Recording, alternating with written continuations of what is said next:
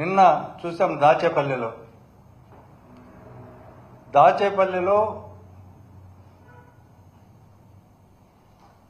ఒక హరికృష్ణ అనే వైఎస్ఆర్సీపీ కార్యకర్త పైన అక్రమ కేసు బనాయించారు.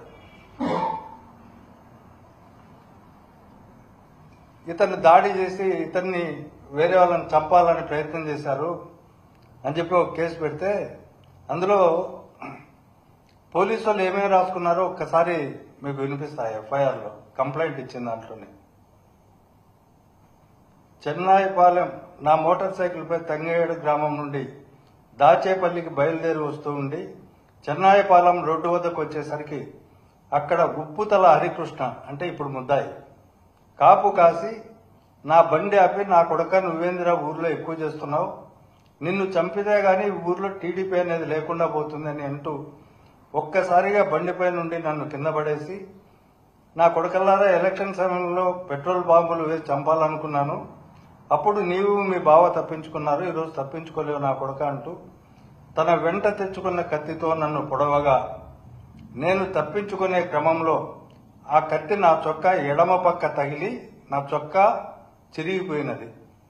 ఇది కంప్లైంట్ ఇచ్చింది. అది ఎక్కడా గాయం లేదు. ఇది కట్టుకథ అని చెప్పడానికి ఇది ఒక్కటి సాక్ష్యం.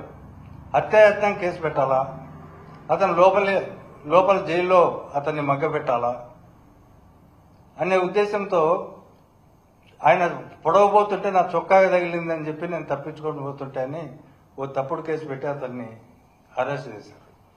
అరెస్ట్ చేస్తే అన్యాయమైన అరెస్ట్ అని చెప్పి ఆ గ్రామస్తులంతా పోలీస్ స్టేషన్ పోయి మా వారిని చూపించండి, ఏం చేస్తున్నారు మీరు అంటే కూడా చూపించబోక రాత్రిపూట విపరీతంగా అతన్ని కొట్టి అతను నడవలేని పరిస్థితుల్లో ఉంటే ఆ ఊరి గ్రామస్తులకు చూపించకుండా ఉంటే వాళ్ళు ధర్నా చేయడం జరిగింది పోలీస్ స్టేషన్ దగ్గర. మీకు ఇష్టం వచ్చినో నీకు చెప్పుకోకండి, మేము అతన్ని చూపించాం. ఇది పోలీసుల ప్రవర్తన.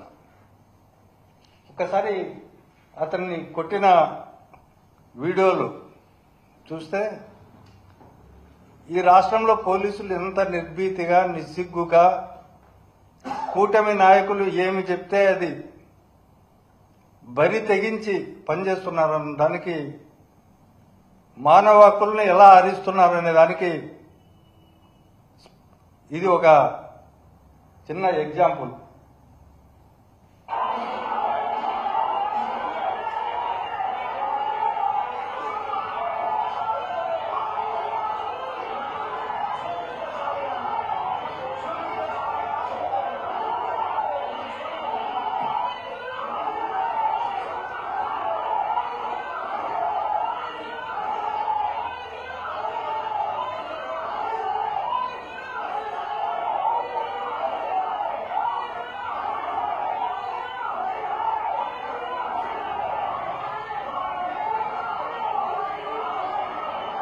రెండో వీడియో, పోలీసులు తమ తప్పులను కప్పిపుచ్చుకోవడానికి రిమాండ్ రిపోర్ట్లో ఏం రాస్తారంటే 1 గంటకు మేము వాళ్ళ ఇంటికి పోయాం, అతన్ని అరెస్ట్ చేశాం, 4 గంటలకు మీడియేటర్లను తీసుకొని పోయి పోలీస్ స్టేషన్లో మధ్యవర్తుల సమక్షంలో మేము ఆయన కన్ఫెషన్ స్టేట్మెంట్, నేను నేరం చేసినాను, నేను కత్తితో అతన్ని పొడవడానికి ప్రయత్నించాను, అతన్ని చంపాలని ప్రయత్నించానని అతనే నేర వాంగ్మూలం ఇచ్చినట్టు అతన్ని విపరీతంగా రాత్రంతా కొట్టి గాయపరిచి అతనితో సంతకం పెట్టించుకొని ఒప్పుదల పత్రం పైన తర్వాత మరుసటి రోజు అందులో కోర్టులో ప్రొడ్యూస్ చేసే సందర్భంలో ఈ గాయాల కారణాలు కూడా రిమాండ్ రిపోర్ట్లో చెప్తారు వాళ్ళే.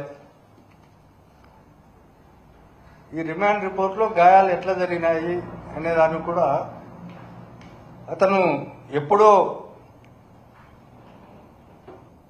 ఈ సాక్షులు మిగతా వాళ్ళు వస్తే వాళ్ళ ఊరోళ్ళు అప్పుడు పరిగెత్తుతా ఉన్న సందర్భంలో పడిపోయాడు, అదేవిధంగా అంత ముందు కూడా అతనికి గాయమై ఉన్నింది, ఆయన దగ్గర డబ్బులు లేని సందర్భంలో ట్రీట్మెంట్ తీసుకోలేకపోయినాడు, ఈ రోజు పడ్డం వల్ల ఆ సందర్భంలోనే గాయం తగిలింది. అప్పుడు మేము చూసినప్పుడు మోకాలికి గాయం కావడం, తర్వాత ఆయన బాధపడుతూ నొప్పితో బాధపడుతున్న సందర్భం చూసాం మేము. అలాగే అక్కడ స్వెల్లింగ్ కూడా ఉందని చెప్తారు.